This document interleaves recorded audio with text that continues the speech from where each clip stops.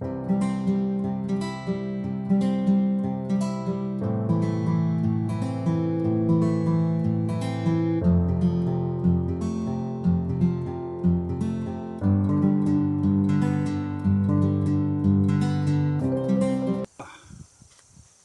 둥지 앞불사입니다.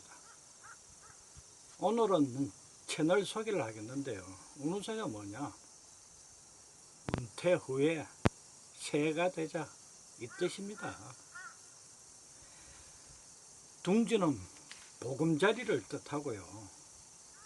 우리가 그동안 수많은 속박과 구속 속에서 살아왔지 않습니까?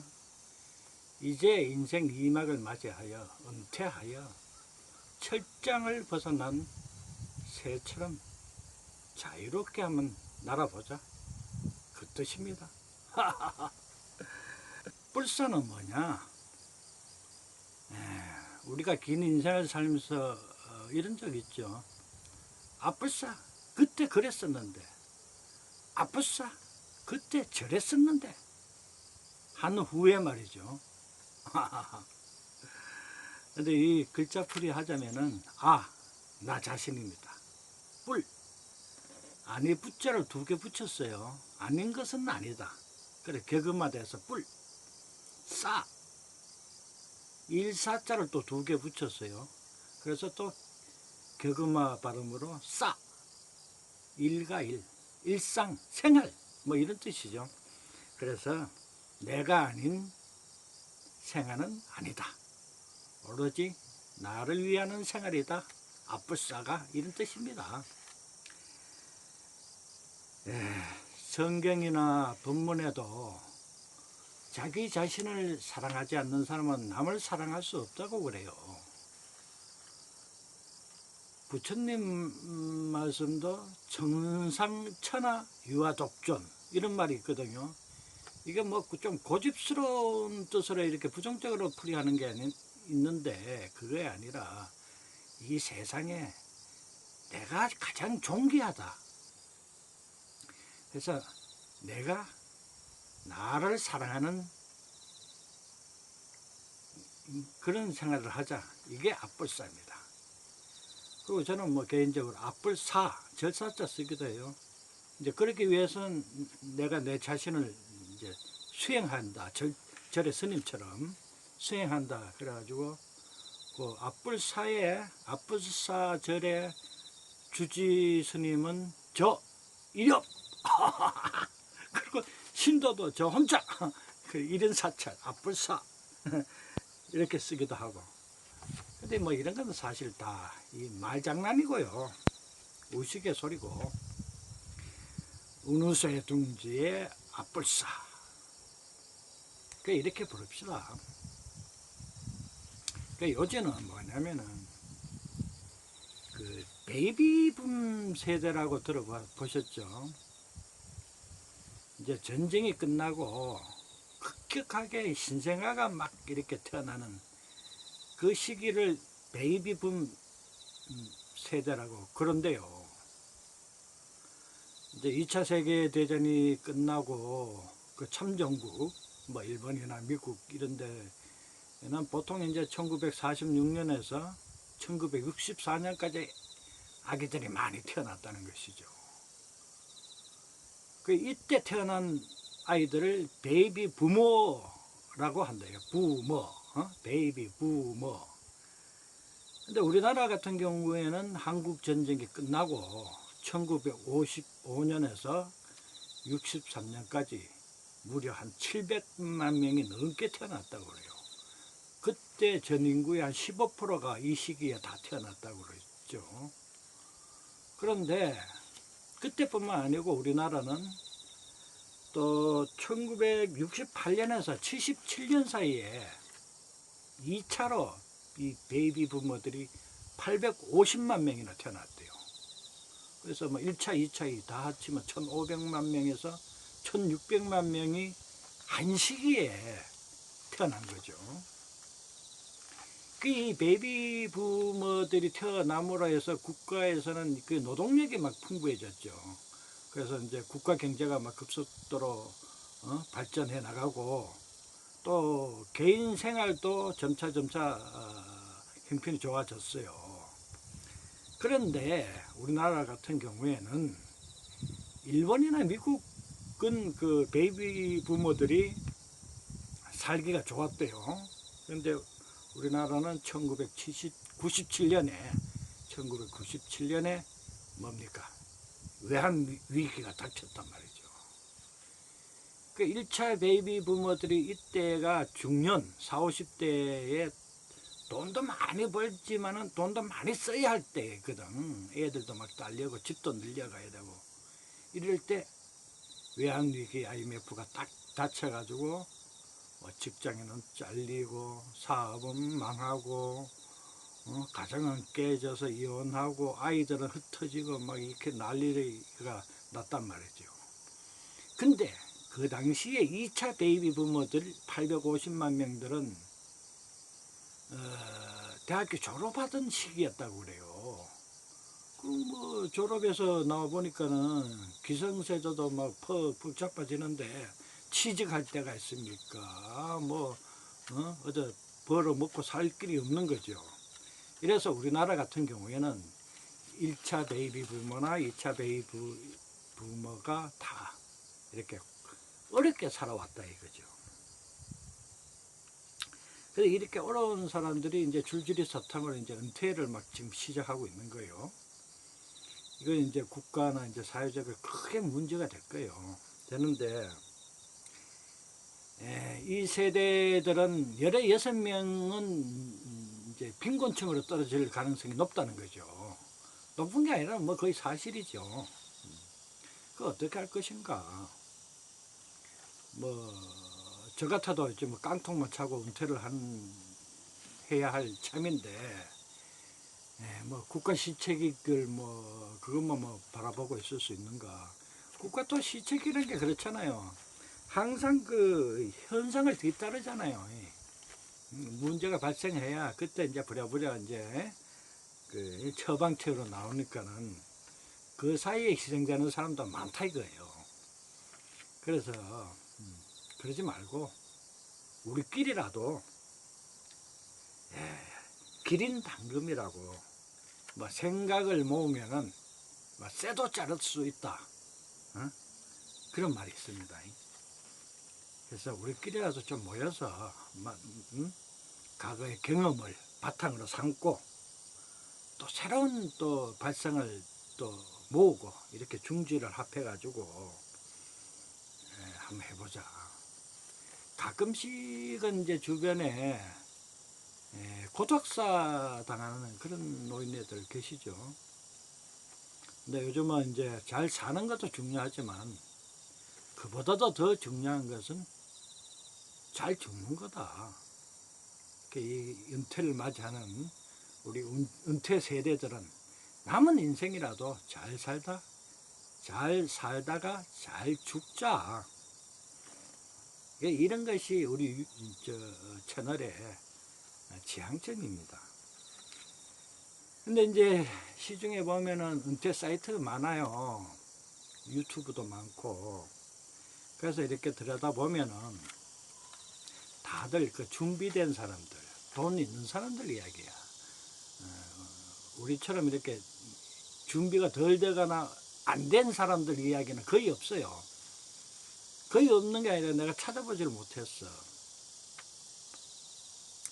네, 그런 유튜브도 보면은 첫째가 이제 노후자금 관리. 은퇴하면서 이제 자금이 얼마가 있는데 몇 억이 있는데 이걸 노후에 어떻게 자금 관리를 해야 되는가 뭐 이런 이야기라든가 또는 재테크 원룸에 투자하면은 뭐 노후에 먹고 사는데 지장이 없다니 뭐 이러는데 옛날에 내가 그 버스 운전할 때 그 나이 많은 그 형님들 동료들이 평생을 그 버스 운전해 가지고 그나마 좀 모은 돈 가지고 노후에 좀 편하게 산다고 원룸에 투자했다가 지금 많이 손해 봤을 거예요. 왜냐면 원룸이 전국적으로 막 그 가행 공급이 됐거든. 부동산 업자들하고 건설업자들 막 부추겨 가지고 그 투자자 모아 가지고 했는데 이제 뭐 분양이 안 되는 거야. 세를 줄 수가 없어. 하도 많아서. 막 이런 이야기를 한다든가 또는 재취업 이야기를 해요. 여지껏 평생 직장에 다니면서 돈을 벌었는데 은퇴하고 또 취업을 하라는 거야. 그래가지고 옛날 우리 직장에 다니던 동료도 막 컴퓨터를 배우러 다니더라고요. 그게 이제 정부 지원금이 있으니까 교육비 지원을. 뭘 배우나 하고 이렇게 들여다봤더니 프렌테이션을 배운대요. 프렌테이션. 그게 뭡니까? 영화나 드라마 같은 거 보면은 대기업이나 벤처기업이 이제 어떤 발제자가 나와서 이제 막 이렇게 영상을 쫙 비춰주면은 뭐 그래프가 나오고 뭐 그거 집어서 설명하고 그 다음에 간부들이 쭉 앉아서 이렇게 듣고 질문하고 뭐 이런 거 있지 않습니까? 그런데 나이 60 넘어가지고 취직가 커인다는 사람이 그거 배워가지고 어느 대기업에 취직하고 어느 벤처기업을 창업을 해서 그 프렌테이션을 활용하려고 그걸 배우는지 모르겠어요. 그리고 뭐 또 어떤 사람은 또 폴리스텍 대학 같은데 그래서 뭐 전기기사 자격증을 땄는데 아이 나이 70 가까운 사람을 현장 경험 하나도 없고 자격증만 딸랑 땄는데 그 누가 그걸 믿고 기술자고 믿고 데려가다 쓰겠냐고. 젊은 사람도 많은데. 그래 하여튼 이런 거를 막 이렇게 주로 이야기하고 또는 뭐 창업, 은퇴해서 뭐 커피점 차리면은 성공한다, 뭔 전문점 차리면 성공한다, 막 이런 식으로 하고 또는 뭐 투자 이민, 개발도상국 같은데 우리 돈 뭐 얼마 가져가면은 거기서 하인 부리듯이 몇 사람 고용해서 부리고 뭐 왕처럼 살 수 있다, 뭐 이렇게 부득여 가지고 그 투자 이민 유치하는데 그런 거라든가 이 은퇴 사이트, 은퇴 유튜브 거의 이런 얘기를 하고 있어요. 아니면 좀 고급스럽게 노후에 여가 즐기는 거, 뭐 골프를 친다, 뭐 수상 스키를 한다, 뭐 뭘 한다 이러면서 이런 거 하면서 또 한편으로는 겁을 막 줘요. 당신이 얼마를 준비하지 않고 은퇴를 하면 큰 곤욕을 치른다, 막 이런 식으로 겁을 주는데 저는 겁 주면은 겁 주는 이유가 있을 거라고 생각해요. 겁 주면 겁먹고 혹하는 사람도 있을 거 아니에요. 그런데 하여튼 실상은 그런 사람도 여유 있는 사람도 있겠지만 또 많은 사람들이 그거 하고는 딴 세상으로 당장 노후에 먹고 살기도 힘들게 생겼다. 이제 통계로 보면 은퇴 후에 노인 1인당에 월 130만 원의 생활비가 든대요. 그런데 연금이나 뭐 이런 거 이전 소득이 130만 원 되는 비율이 8%밖에 안 된대요. 그러면 100에 92명은 은퇴 후에 살기가 곤란하다는 이야기죠.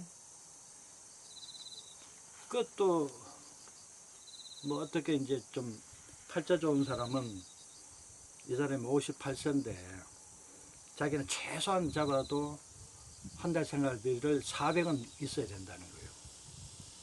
그리고 뭐 한 달에 보험금이 120만 원씩 되고 뭐 은퇴해서 보험금은 무슨 보험을 그렇게 많이 넣는지. 그리고 뭐 아파트나 자동차 관리비 같은 거 매달 얼마씩 수십만 원 들어갈 거 아니에요. 그 다음에 또 가전이나 뭐 가구나 이런 것도 때 되면 교체를 해야 돼. 그게 또 얼마가 들어가고 또 경조사가 뭐 얼마가 들어가고. 그래서 뭐 자기는 최소한 400만 원은 있어야 한 달 생활을 한다 이런 거예요. 근데 자기 몫으로 이제 국민연금이 190만 원 나온대요. 그거 부인 몫으로 130만 원, 120만 원 정도 나오고. 그 다음에 이제 뭐 개인연금 들이 한 20만 원. 이렇게 토탈 하면은 한 30만 원 된다고 그래요. 그러면 400만 원 갖고 살아야 되는데, 400만 원이 있어야 살아야 되는데, 330만 원밖에 소득이 안 되니까 70만 원이 모자르잖아요. 이게 또 두려워지는 거예요. 그래서 뭐 이 양반 또 뭐 재취업 하려고 이제 뭐 나대고 있는데, 주로 보면은 공무원 생활 오래 한 사람이나 대기업에서 정년퇴직한 사람들이 뭐 이렇게 퇴직하면 그렇게 막 자격증을 따려고 난리를 쳐요. 근데 그 노인네 그 뭐 무슨 뭐 바리스타니 뭐니 해가지고 노인네들 그 자격증 따가지고 그렇게 써먹을 때가 그렇게 그렇게 많지 않을 것 같은데. 근데 이 양반은 또 거기에다 욕심을 더 내가지고 또 이제 자녀 결혼 자금도 지원해야 된다. 또 자녀 요새 뭐 집 사기 힘드니까 젊은 사람들은 주택 자금도 좀 보태줘야 된다. 그리고 생활 규모도 생활 수준도 과거 현직에 있을 때보다 뭐 나는 줄일 수 없다. 뭐 이렇게 막 욕심이 드럭드럭 붙어 있게 400만 원 아니라 뭐 500만 원, 600만 원 있어도 뭐 부족할 것 같아요. 근데 우리는 경우가 어떻습니까? 이와는 정반대되는 사람들이거든. 그래서 또 요새는 조기 은퇴자도 꽤 있는 것 같아요. 뭐 파이어족이라 그래서 뭐 3, 40대에 이제 조기 은퇴해서 자기 생활을 여생을 이제 좀 길게 잡겠다는데, 이것도 보면은 돈이 좀 전제로 돼 있어요.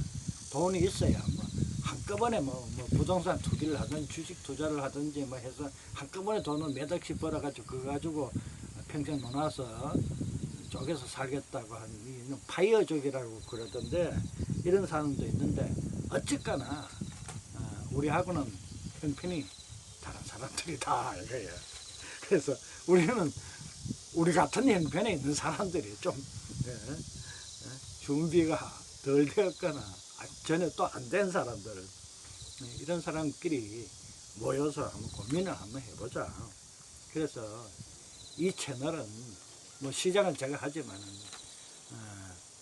여러 사람들이 모여서 여러 사람들 힘으로 한번 만들어 보자고요. 또 이렇게 좋은 방안을 또 제시하면 이것도 또 뭐 딴 사람도 좀 배워서 또 그렇게 또 역경을 또 이겨나가고 이러면 좋지 않습니까?